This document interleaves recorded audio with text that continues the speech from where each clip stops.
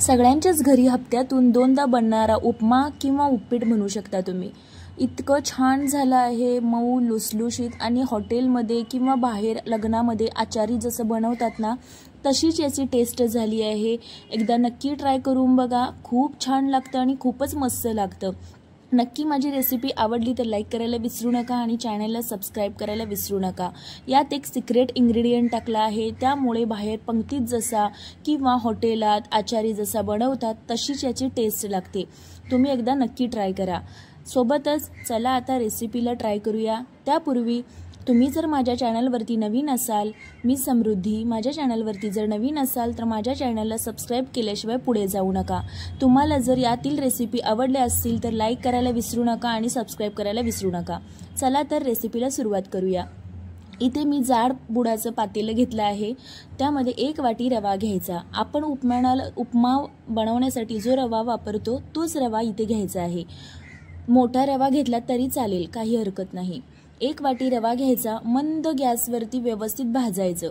आता यामध्ये 2 चमचे तूप घालायचं। बाहेर आचारी जसं बनवतात ना ते तुपातच रवा भाजून घेतात, त्यामुळे त्याची टेस्ट एकदम खूप छान लागते, म्हणून मी इथे 2 चमचे तूप घातलं आहे। आता खरपूस एकदम मंद गॅसवरती भाजायचं। रवा एकदम हलका होतो, तुम्ही बघू शकता किती सुंदर खरपूस सोनेरी रंगावरती असा रवा भाजला आहे।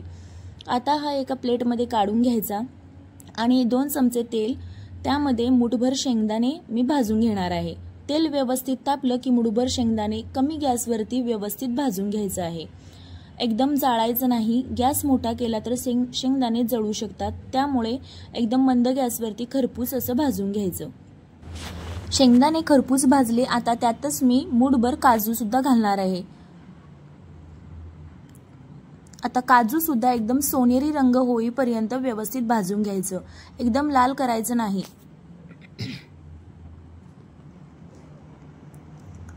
आता काजू सुद्धा व्यवस्थित नीट भाजले आहेत। आता यात शेंगदाणे आणि काजू व्यवस्थित प्लेटीमध्ये काढून घेऊया।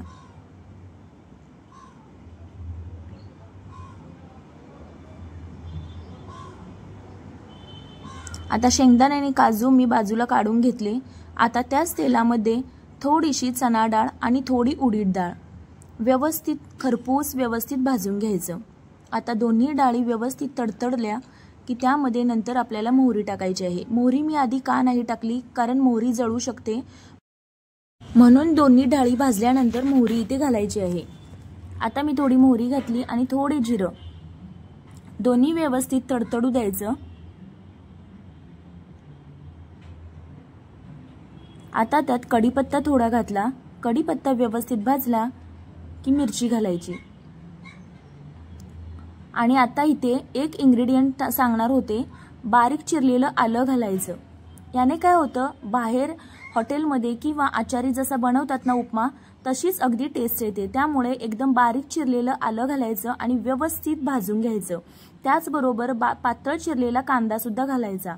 आता हे सगळं व्यवस्थित मंद गॅसवरती भाजून घ्यायचं। कांदा एकदम लाल करायचा नाही, फक्त मऊ होईपर्यंत व्यवस्थित भाजून घ्यायचा। आता हे 2-3 मिनिटं व्यवस्थित परतून घ्यायचं आणि इथे बारीक चिरलेली कोथिंबीर घालायची। मला एक सवय आहे की मी फोडणीतच कोथिंबीर घालते, कारण का फोडणीत कोथिंबीर घातल्यामुळे कोथिंबीरीचा पूर्ण फ्लेवर, त्याचा वास सगळा फोडणीमध्ये उतरतो, म्हणून मी कधीही कोणताही पदार्थ बनवत असताना मी फोडणीतच कोथिंबीर घालते। तुम्हाला जर वरतून घालायची असेल तर वरून पण तुम्ही घालू शकता, मी नंतर पण घातली आहे, पण मी फोडणीत आधी घालते। आता इथे भाजलेला रवा व्यवस्थित घालायचा आणि तो व्यवस्थित परतून घ्यायचा। परत पुन्हा एकदा व्यवस्थित परतून घेतल्यानंतर आता यामध्ये आपल्याला पाणी घालायचं आहे। इथे मी रवा 1 वाटी वापरला आहे, तर इथे पाणी 2.5 वाटी पाणी जाईल। आता इथे 1 वाटी घातलं, 2 वाटी घातलं आणि अर्धी वाटी परत पुन्हा घालेन। असं आपल्याला 2.5 पट पाणी घालायचं आहे। आता परत सगळं पुन्हा मिक्स करून घ्यायचं, व्यवस्थित हलवून घ्यायचं, जेणेकरून गुठळ्या धरणार नाहीत। असं जर तुम्ही वरतून पाणी घातला तर अजिबात गुठळी पकडणार नाही। आता आपल्याला चवीपुरतं मीठ घालायचं आहे आणि चवीपुरती थोडीशी साखर घालायची आहे। आता परत पुन्हा व्यवस्थित मिक्स करून घ्यायचं। आता पूर्ण व्यवस्थित मिक्स करून झाल्यानंतर एक 5 मिनिटासाठी याला आपण वाफ काढून घेऊया।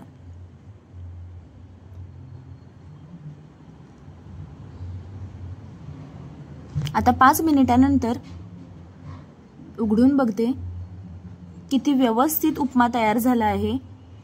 आता इथे तळलेले शेंगदाणे आणि काजू घालायचे आहे आणि परत पुन्हा मिक्स करून घ्यायचं।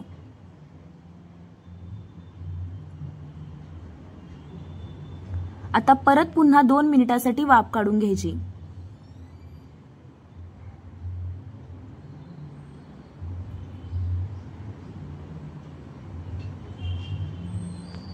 परत मी झाकण मारून 2 मिनिटासाठी वाफ काढून घेते।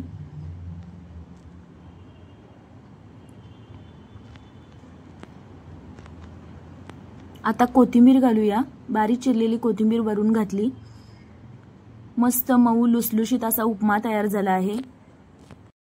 या वाटीच्या प्रमाणात जर तुम्ही बनवला तर अगदी अचूक प्रमाणात असा उपमा तयार होईल। खूप मस्त मऊ लुसलुशीत असा उपमा तयार होईल। कुठेही गाठी पकडणार नाहीत किंवा गुठळ्या पकडणार नाहीत। त्यामुळे तुम्ही या प्रमाणात एकदा नक्की करून बघा। रेसिपी आवडली तर लाईक करायला विसरू नका आणि चॅनलला सबस्क्राइब करायला विसरू नका। एकदा नक्की ट्राय करा, कारण यात आलं घालून केलं आहे, त्यामुळे खूपच टेस्टी लागतो आणि खूपच भन्नाट लागतो। तोपर्यंत नवीन रेसिपी घेऊन येईपर्यंत तुम्ही उपमा करून बघा आणि कमेंटमध्ये सांगायला विसरू नका। नवीन रेसिपी येईपर्यंत धन्यवाद।